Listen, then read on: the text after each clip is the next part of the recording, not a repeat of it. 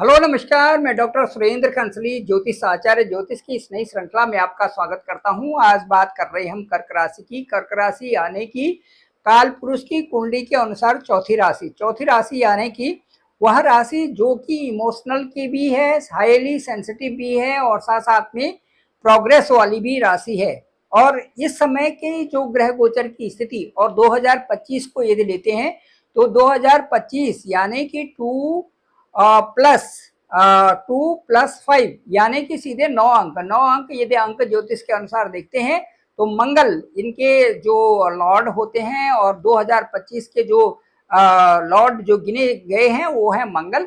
मंगल सेनापति भी है और मंगल एक ऐसे ग्रह हैं जो कि विशेष प्रकार का उस साल में एक अलग से उस साल को बना देते हैं।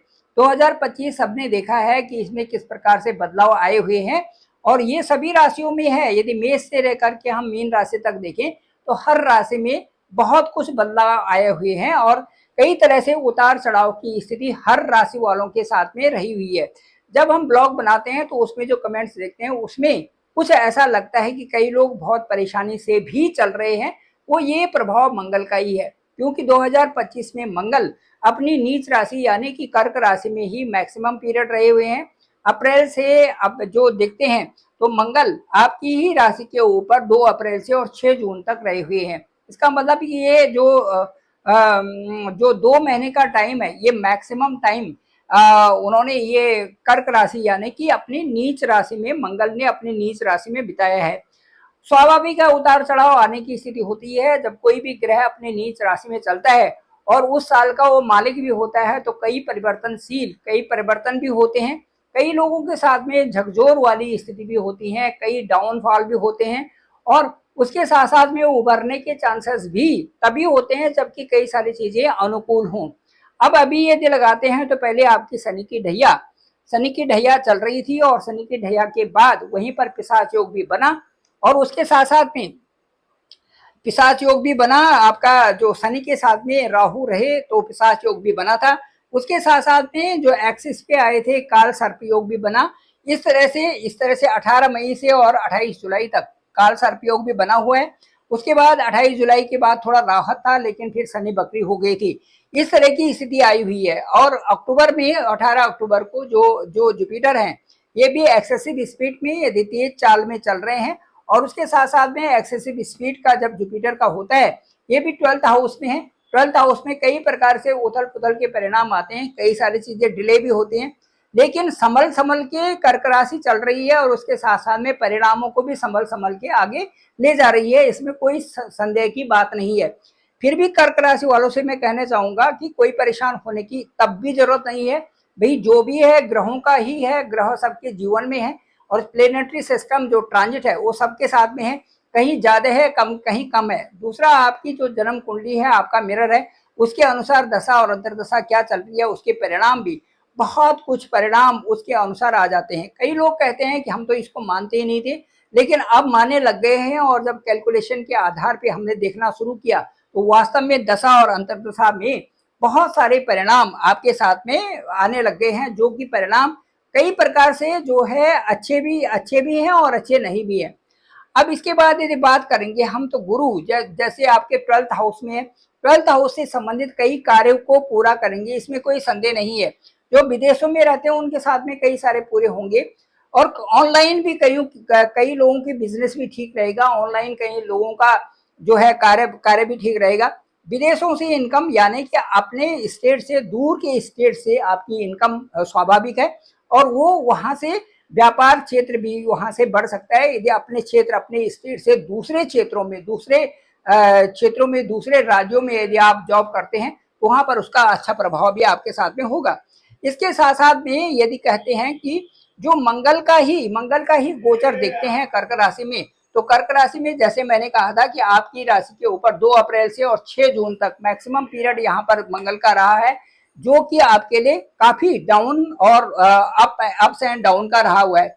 उसके बाद 6 जून से और 28 जुलाई तक 6 जून से और 28 जुलाई तक मंगल आपके सेकंड हाउस में रहे। यहाँ पर केतु के साथ में मंगल का रहना एक अंगारक योग बनाया और वो योग भी आपके लिए कई तरह से यहाँ पर ठीक नहीं रहा हुआ है और ये कह सकते हैं कि यहाँ पर परेशानियां भी रही, एग्रेशन भी रहा, और उसके साथ साथ में जो है आप कार्य भी करते रहे, वो काफी परेशानी वाला समय भी था। साथ साथ में जो आपके साथ में काम होने थे, चाहे वो शादी से संबंधित हो, चाहे आपके घर परिवार से संबंधित हो, उन कार्यों में भी बहुत बड़ी बाधाएं आपके साथ में आई थी। अब वो धीरे धीरे करके वो ठीक होने लग गई है। मंगल अब आपके थर्ड हाउस में, यानी कि अब आपके कन्या राशि में यहाँ पर चले गए हैं, थर्ड हाउस में चले गए। थर्ड हाउस का जो इनका पीरियड है वो 6 जून से जो यहाँ पर 28 जुलाई से और 13 सितंबर 28 जुलाई टू 13 सितंबर तक मंगल आपके थर्ड हाउस में रहेंगे। मुझे लगता है कि कुछ परिणाम यहाँ से अच्छे ही आपके लिए आने वाले हैं, और कई तरह से ये परिणाम आपको कई अच्छे फायदे यहाँ से देंगे। अब ये है कि आपका कार्य करने का है, कार्य करने की तरफ आप चल रहे हैं, उसमें किसी तरह से भी कमी नहीं आनी चाहिए। जो आपका कार्य है, जो फोर्स है आपकी, उसी तरह से आपको बहना है। जिधर को आपका पावर प्लांट है उधर की तरफ चले, जहां आपको फोर्स दिया गया है, जहां आपकी ताकत दी गई है, जहां आप कार्य कर रहे हैं, जिस क्षेत्र में कार्य कर रहे हैं, उसको ही आगे बढ़ाएं। इसके साथ साथ में मुझे ऐसा लगता है कि जो आपके कुछ चीजें, प्रोजेक्ट जो पेंडिंग थे वो पूरे होंगे। साथ साथ में कुछ जो ऐसे पैसे कहीं पर रुक गए थे वो आपको मिलेंगे, आपके बैंक अकाउंट में भी कुछ पैसा आने वाला है। इसके साथ साथ में मंगल जो आपके ठीक फोर्थ हाउस में आएंगे, और फोर्थ हाउस में यहाँ पर तुला राशि है, फोर्थ हाउस में यहाँ पर आएंगे 13 सितंबर से और 27 अक्टूबर तक आपके फोर्थ हाउस में रहेंगे। मुझे लगता है कि ये जो होगा, ये आपका जो जो आपका 27 जो 13 सितंबर से और अक्टूबर तक का जो पीरियड होगा, ये आपके लिए बहुत अच्छा होने वाला है कई कारणों से। क्योंकि ये आपका एक तो पंचम भाव का जो पंचम इश्यू है, जो फिफ्थ हाउस से जो इश्यू है, जो आपके कार्य हैं वो पूर्ण होंगे। दूसरा, आपकी शादी सगाई ये चीजें होंगी पूरी, और जिनके जो संतान संबंधी चिंताएं थी वो दूर होंगी। इसके बाद फिर जो है फिफ्थ हाउस में ही यहाँ पर मंगल आएंगे, अपने ही घर में आएंगे, और अपने घर में आएंगे तो ये होगा 27 अक्टूबर से और 7 दिसंबर तक आपके फिफ्थ हाउस में मंगल रहेंगे।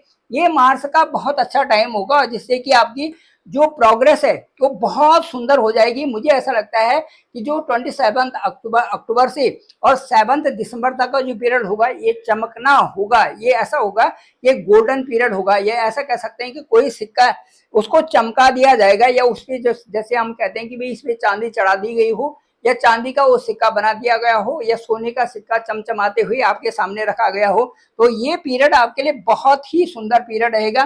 वो है 27 अक्टूबर ऑनवर्ड्स 7 दिसंबर। ये इसमें बहुत सारे चेंजेस आपके साथ में होंगे जो कि पॉजिटिव आपको दिखाई देंगे। विशेष करके आपके कार्य क्षेत्र की बढ़ोतरी हो रही है, और आपकी जो जिन लोगों की शादी नहीं हुई है उनकी शादी भी होंगी, अच्छी ट्यूनिंग से में होंगी, अच्छी मुलाकात भी होंगी। इसके लिए ये वक्त बहुत अच्छा है। साथ साथ में मैं बताऊंगा कि जिनको संतान से संबंधित कंसीव की प्रॉब्लम हो रही थी, उनके लिए संतान का योग भी उस समय बनेगा, और उसके साथ साथ में संतान से संबंधित जिनकी संतानें विदेशों में, उनको विशेष करके लाभ की प्राप्तियां होने वाली हैं।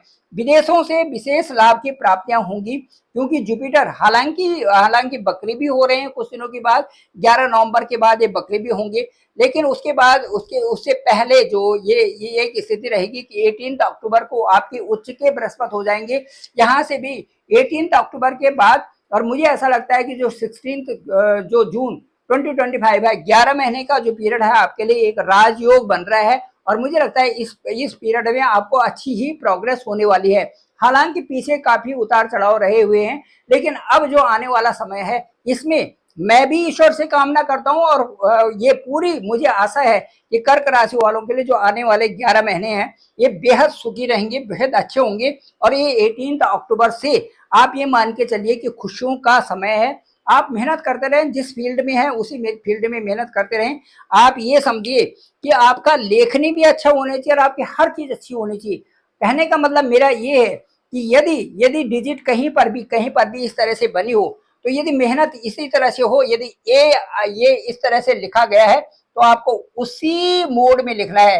यदि हिंदी का आ ऐसे लिखा गया है तो आपको वैसे ही लिखना है। कहने का मतलब है यहाँ प्रोग्रेस बिल्कुल सेम पैटर्न पर होनी चाहिए, जो कि जिस प्रकार से सुनहरे अक्षरों वाला, तो वो सुनहरे अक्षरों का मतलब मेरा ये है कि आपको मेहनत इतनी करनी है कि आप एक राजा हैं तो राजा के ही काबिल आपको होना भी चाहिए। तो उसके लिए आपको उतनी मेहनत करनी भी आवश्यक ही होगी। कोई भी आदमी तभी पॉलिश्ड होता है, तभी बहुत अच्छा बनता है जब उसके जीवन में मेहनत होती है। मेहनत से ही आदमी कहीं का और कहीं जाता है। और उसके साथ साथ में ग्रह गोचर की स्थिति, सारे ग्रह अनुकूल होकर के, प्रभावित होकर के अनुकूल दिशा बनाने लगते हैं। इसके लिए अनुकूल वातावरण भी चाहिए, आपकी परिस्थितियां अच्छी भी चाहिए, आपका चरित्र अच्छा भी चाहिए, आपके कार्य अच्छे भी चाहिए, और साथ साथ में सबसे बड़ी बात है कि आपके मुंह से निकले हुए जो शब्द हों अच्छे हों, अनुकूलता हो। और उन दोनों में आपको यह जानना जरूरी है कि आत्मा कभी भी नहीं चाहती कि आप जो है बड़े आदमी ना बने। हर आत्मा चाहती है कि आपका अच्छा स्टेटस हो, मान सम्मान हो, और आपकी प्रतिष्ठा समाज में सब जगह फैले। ये हर आत्मा चाहती है। आत्मा का ही आत्मा से ही जुड़े और एक अच्छे स्टेटस को प्राप्त करें। मैं आप सभी लोगों से ये अनुरोध करूंगा कि ईश्वर का एक मंत्र का जाप जरूर करें, किसी भी एक मंत्र का जाप जरूर करें। कर्क राशि के लिए तो शिव परिवार की साधना करना बहुत अच्छा है। साथ साथ में सुंदरकांड भी करें और हनुमान चालीसा को भी पढ़ें, ये बहुत अच्छा है। और इस तरह से अपने अपने इष्ट का जाप करते रहें। कोई किसी भी धर्म में हो, कहीं भी किसी चीज, कोई भी किसी को भी मानता हो, उससे कोई मतलब नहीं। मानव मूल्य श्रेष्ठ है, इसलिए हर मानव को चाहिए कि वो सही दिशा में आगे बढ़े। थैंक यू वेरी मच, आप सभी लोगों का धन्यवाद। आपकी कुंडली के लिए आपका date of birth, place of birth और टाइम ऑफ बर्थ बहुत जरूरी है। उसके आधार पर ही वो एक मिरर होगा, उसके आधार पर ही क्या दशा और क्या अंतर दशा चल रही है, साथ साथ में आपकी राशि क्या कहती है, आपका गोचर क्या कहते हैं, इन सबका जो है अच्छा सा विश्लेषण किया जा सकता है। थैंक यू वेरी मच, आप सभी लोगों का आभार, आप सभी लोगों का बहुत बहुत धन्यवाद।